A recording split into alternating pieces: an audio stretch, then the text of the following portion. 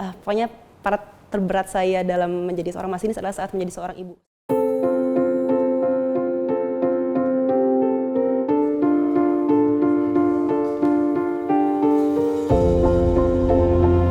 Halo, saya Tiara Insya Fitri sebagai masinis MRT Jakarta dan juga saya seorang ibu.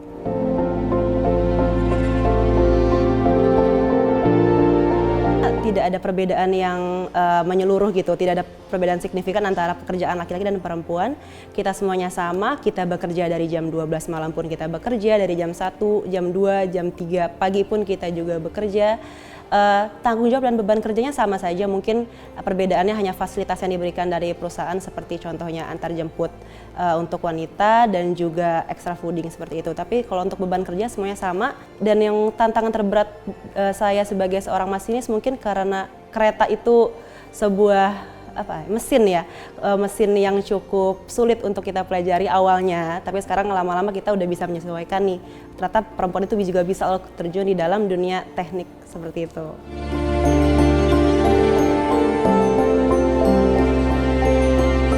Jadi shifting di MRT itu sebagai masinis ya kita nggak bisa nebak. Misalkan 8 jam lalu 8 jam lagi itu enggak.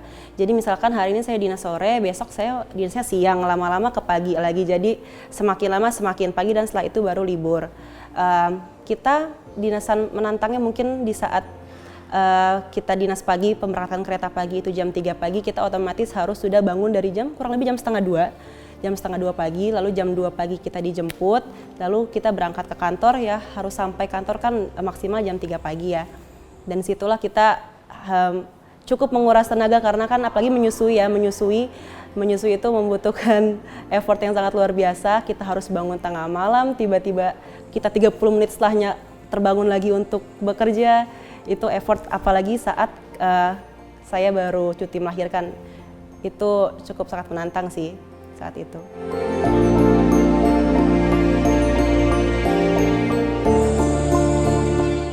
Saat saya menjadi seorang ibu, itu memang sulit sekali mengatur waktu. Sebagai seorang ibu dan juga sebagai seorang istri, suami saya adalah pekerja office hour, sementara saya adalah pekerja yang dinasannya kalau kita bisa bilang roller coaster. Jadi mau hari raya pun kita bekerja, Sabtu Minggu kita bekerja, jadi nggak menentu nih kita liburnya kapan. Disitulah cara membagi waktunya. Di saat saya rest ataupun saya libur, saya memaksimalkan waktu terbaik dan pokoknya memberikan yang terbaik untuk anak saya, membacakan buku, menyiapkan makanan, bermain bersama. Pokoknya semua itu kita quality time bersama anak. Walaupun di situ suami saya bekerja ya, tapi saya tetap mengusahakan yang terbaik sih untuk anak.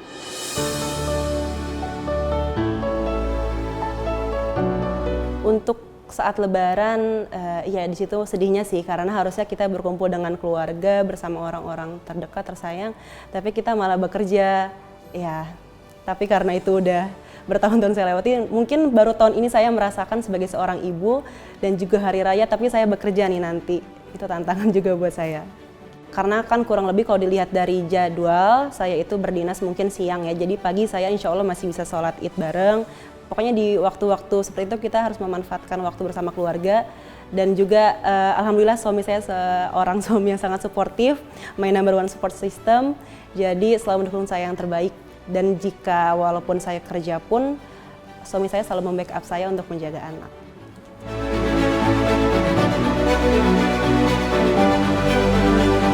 Jadi kalau di masinis itu ada peraturan di mana kita sudah 2 bulan tidak driving atau mengendarai kereta, kita otomatis harus mengulang lagi nih, harus refreshment ulang tentang pengetahuan kereta karena kan siapa tahu sinyal, semboyan atau lain-lain itu yang di jalanan itu berubah kan. Jadi di saat itulah ketika saya kembali dari cuti melahirkan 3 bulan, saya datang untuk refreshment dan juga saya harus mengikuti jadwal awal lagi kayak bangun jam 2 pagi lagi. Itu sangat menantang, itu sangat berat pada awalnya karena jujur saya sangat merasa mungkin mental kita terkuras saat itu ya, psikologi saya terkuras saat itu. Saya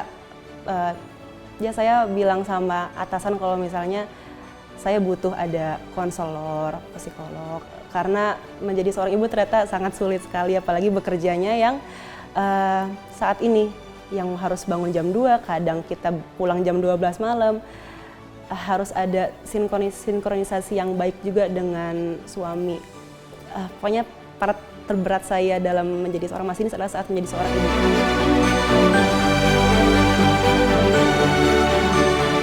Kebetulan anak saya sekarang umurnya 1 tahun dan alhamdulillah masih ASI. Saya selalu menyempatkan untuk pumping di waktu-waktu break, misalkan kita setelah dinas 2 kali perjalanan bolak-balik, di situ kita ada break, mau berapapun waktunya, mau 50 menit, mau 1 jam atau 2 jam, kita pasti selalu pumping. Karena kalau misalnya tidak pumping, anak saya bakal dapat energi dari mana gitu sih saya pikirannya.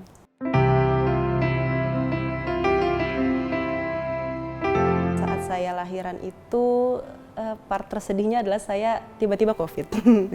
Jadi tahun 2021 saya nggak pernah COVID nih sampai saat itu saya belum pernah terkena COVID. Namun tiba-tiba di saat detik-detik saya melahirkan saat dites ternyata saya dan suami saya kebetulan COVID. Di situ saya ngedown banget. Saya harus menjalani sendiri lahiran karena kan terpisah dengan suami yang positif juga karena nggak boleh bergabung. Pressure juga karena saya lahiran tapi kenapa semuanya dokternya pakai APD, pakai semua lengkap, padahal kan saya lahiran gitu. Takut saya saat itu.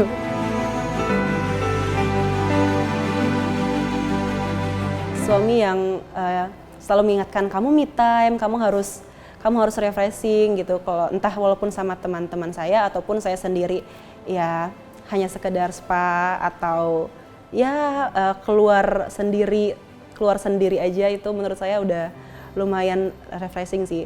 Walaupun di saat saya refreshing, saya me time juga tetap keinget anak nih.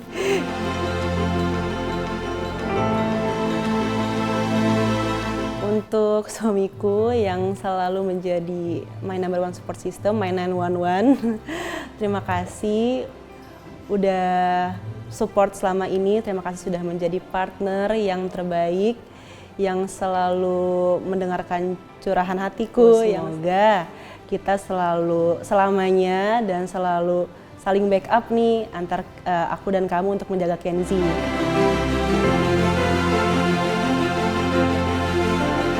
Untuk diriku, Tiara, kamu sudah sangat hebat. Tidak pernah menyangka sebelumnya bahwa saya akan menjadi seorang ibu disambil menjadi seorang masinis wanita. Cukup berat, namun ya, I'm proud. I'm proud to myself. Kamu tidak perlu mendengarkan hal-hal negatif di luar sana. Cukup fokus terhadap kamu, suami, dan anak kamu. Oke, keluarga itu nomor 1.